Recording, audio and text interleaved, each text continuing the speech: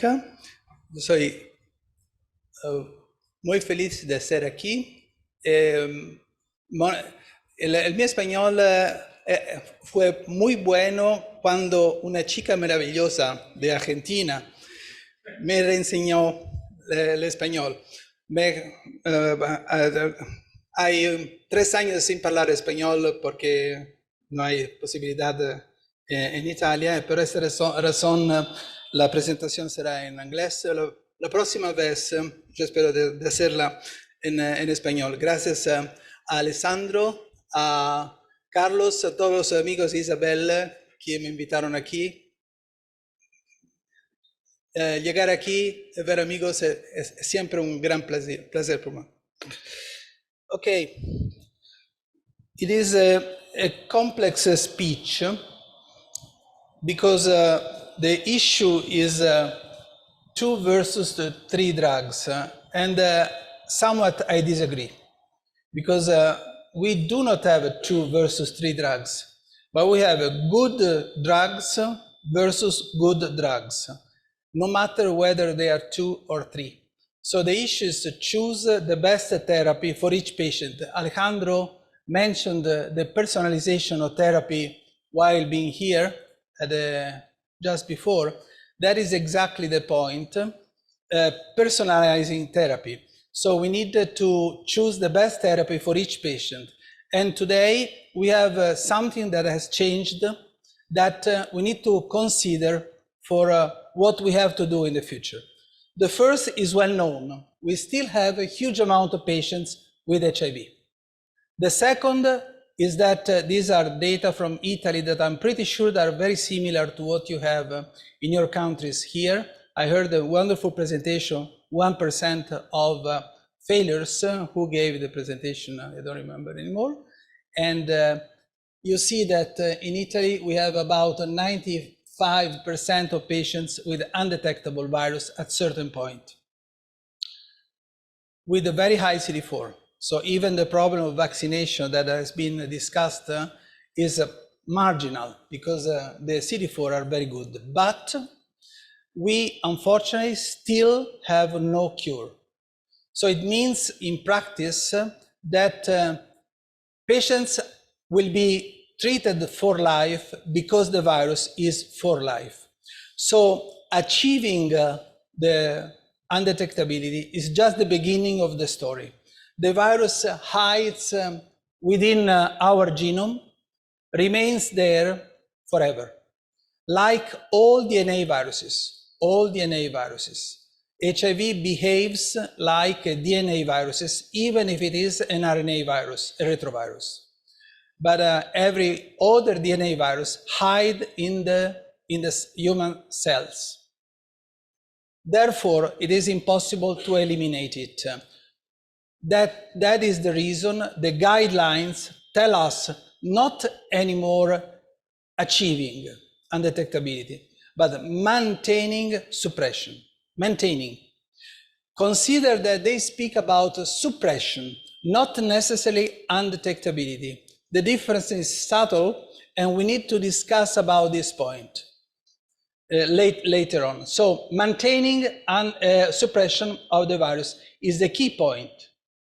So achieving is the beginning of the story. If we don't achieve, it is a problem. If we achieve, we need to maintain. That is the reason switch in the recent past was a problem. Remember that in clinical trials, switching the therapy meant failure. Not anymore. Today, switch is normal in clinical practice. Therefore, we have to choose the best therapy for each patient. No matter which are the elements that we have, we need to choose the best therapy. We heard about doravirine, we heard about Biktarvy. In many countries, there is the generic formulation of TLD. That is a wonderful formulation. We have 2 drugs. So we have so many different choices. Remembering that the same therapy may not apply for all the patients. For example, cabotegravir and rilpivirine, in my opinion, they are not to be suggested in patients with medium-high viral load or even with low viral load, because both drugs have a relatively low genetic barrier. So if the virus replicates, the risk of resistance is relatively high. But if the patients are very well chosen, undetectable patients, very few replicative cycles, one of the dogmas of microbiology in general says no replication, no mutation, no resistance, always. So if the virus does not replicate, there is no risk of resistance. Therefore, this combination is excellent in certain patients, while in others is needed to be considered carefully. So what should we do in our patients? Tailoring, personalizing, taking care of many different elements that I do not repeat because you know better than me, because you see a lot of patients. I make my clinical practice every week, but I mostly dedicate my time to the laboratory. You do exactly the opposite, so you know how it's important to take care of all these elements.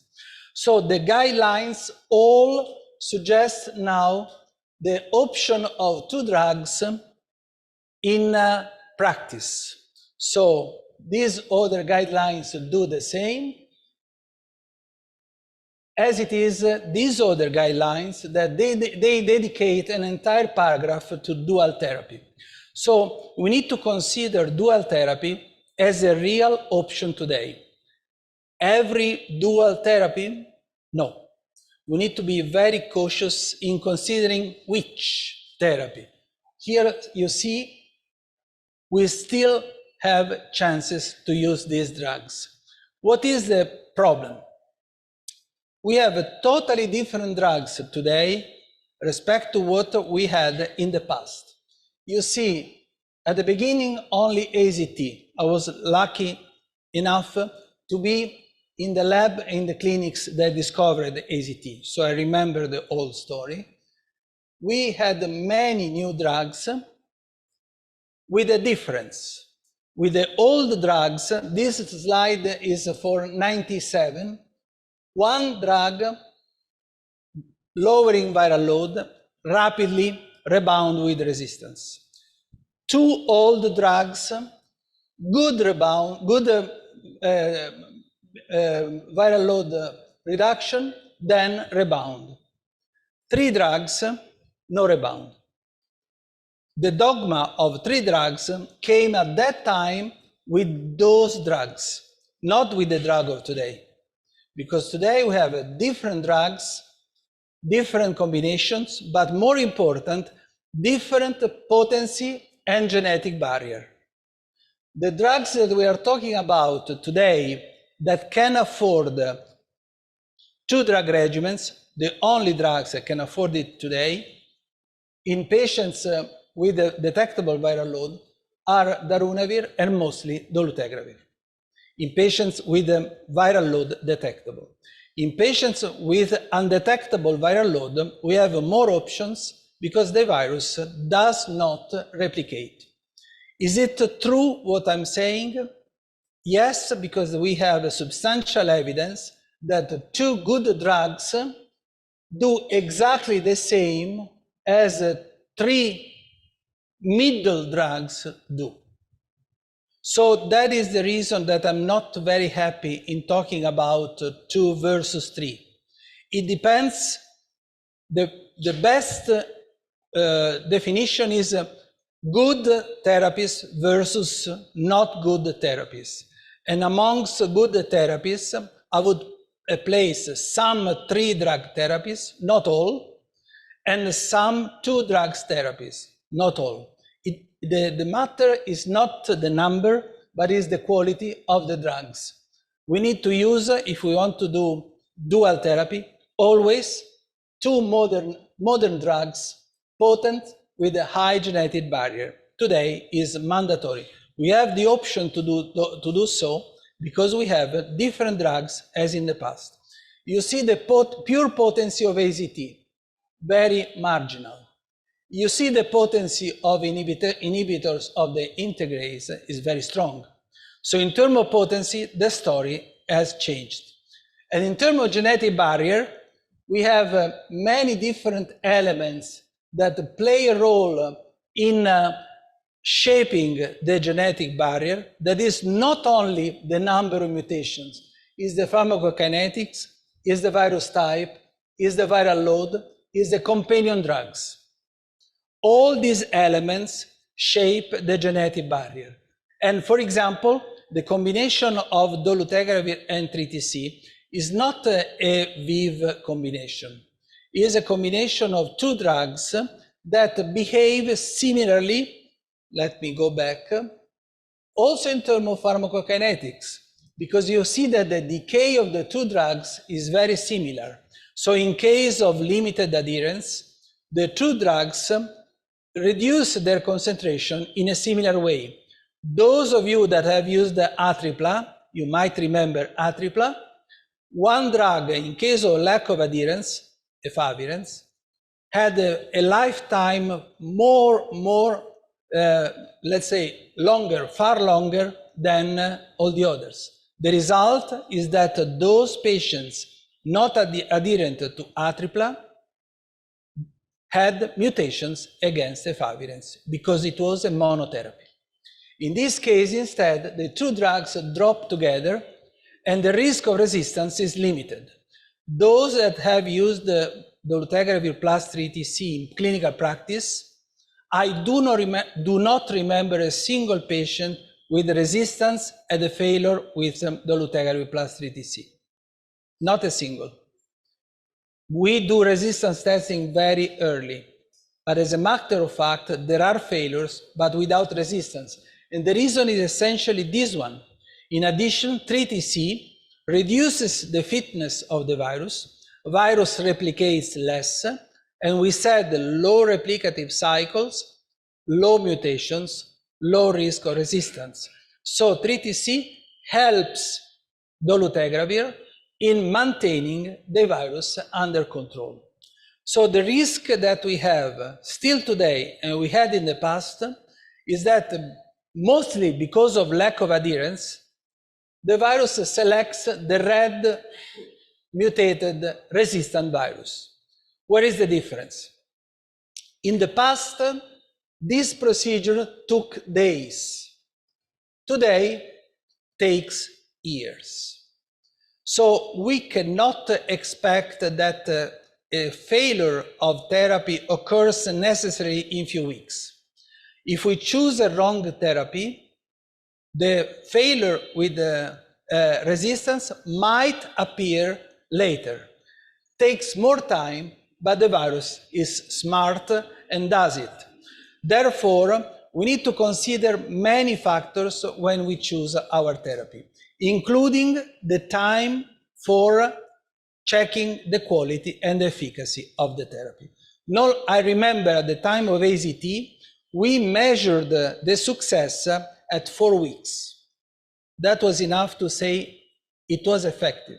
Today, 1 year may not be enough because we have to keep the virus controlled for the whole life. But there is another element that we need to consider in our clinical practice, that is the reservoir. There was a very nice presentation before about the inflammation. I liked it because the reservoir is very moving, is active, and it is continually replenishing with the new cells that contain the HIV DNA. Therefore, every time that we have exposure to antigens, we activate CD4 lymphocytes and increase the release of viral particles even in the absence of replicative cycles. So there is a paradox.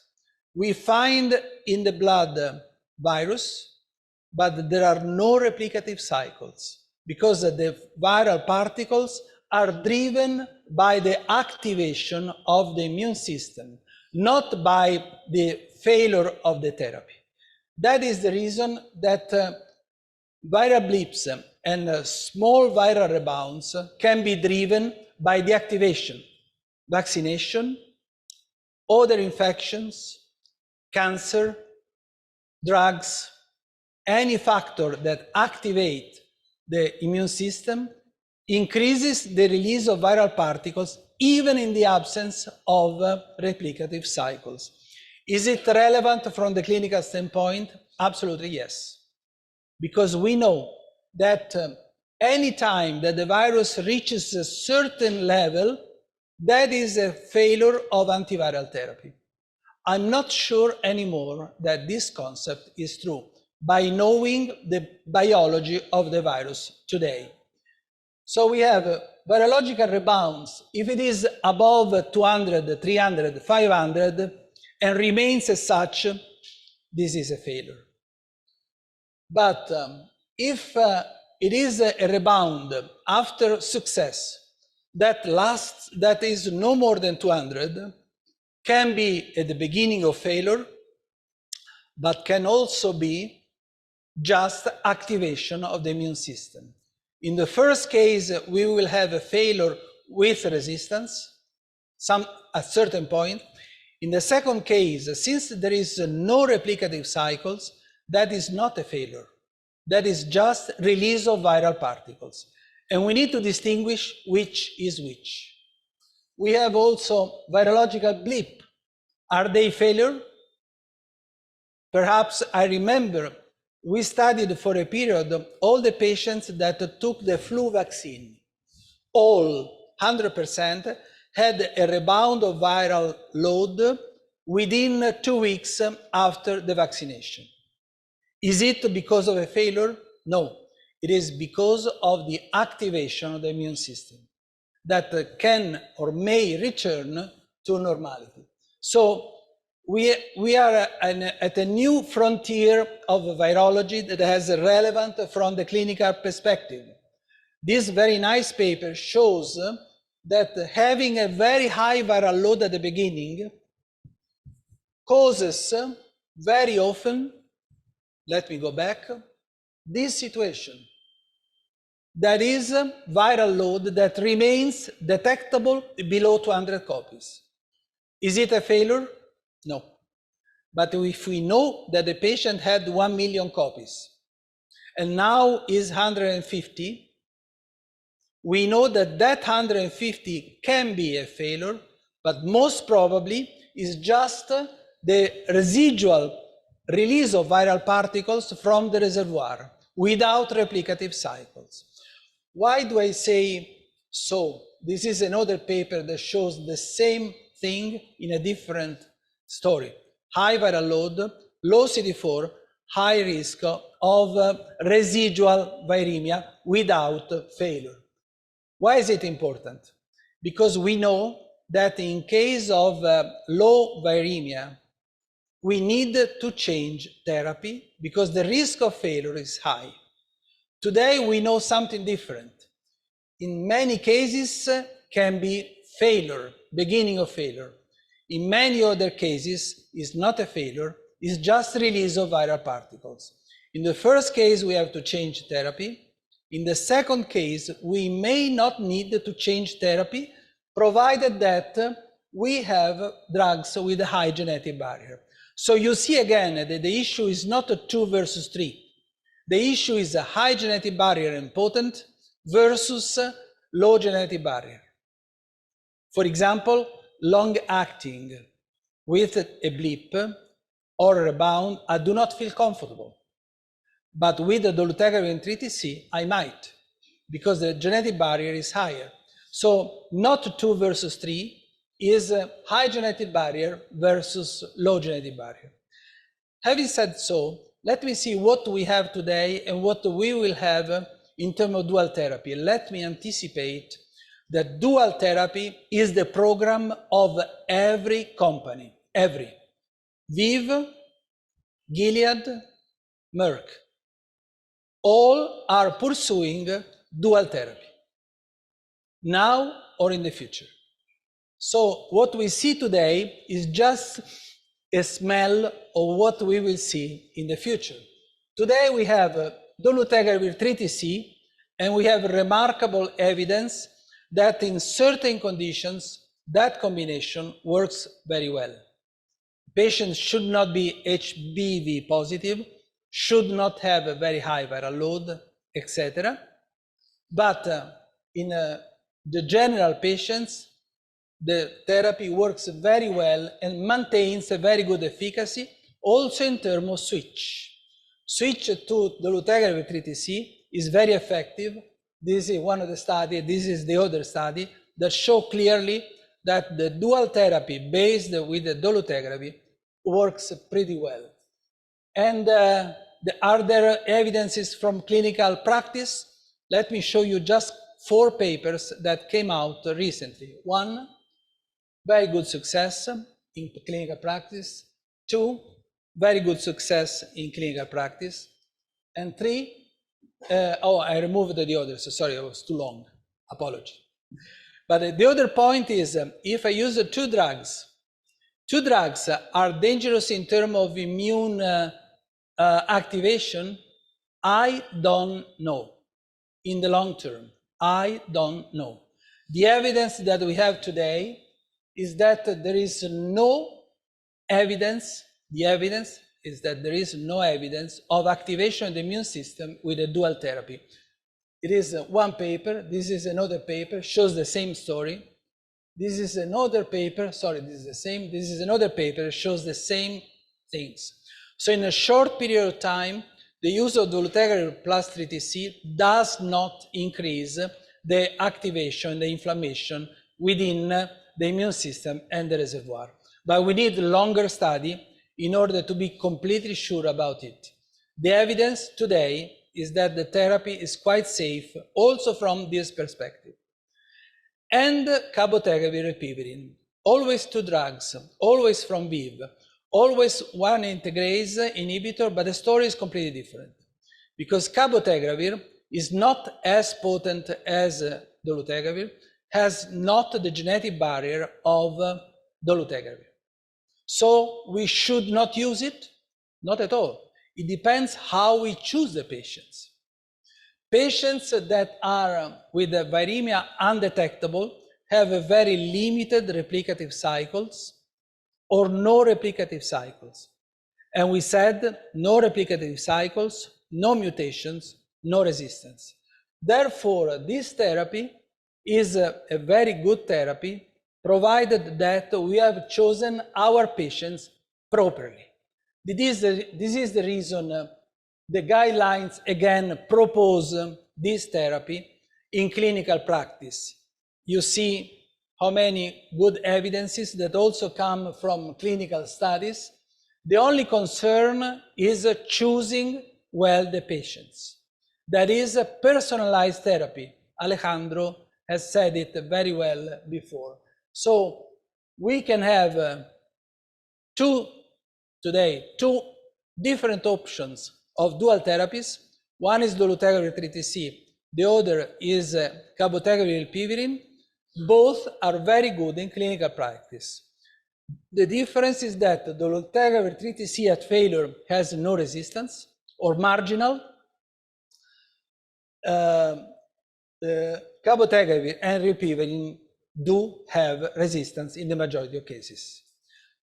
Should we avoid cabotegravir and ripivirine? Absolutely not. We need to choose properly the patients, which are the best patients that can take this therapy.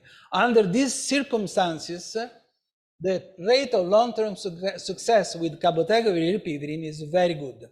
I remember 2 weeks ago, a Nigerian patient that absolutely wanted cabotegravir and ripivirine, but she could not have it because she had failure in the past to NNRTI regimen with mutations that can affect the ripivirine.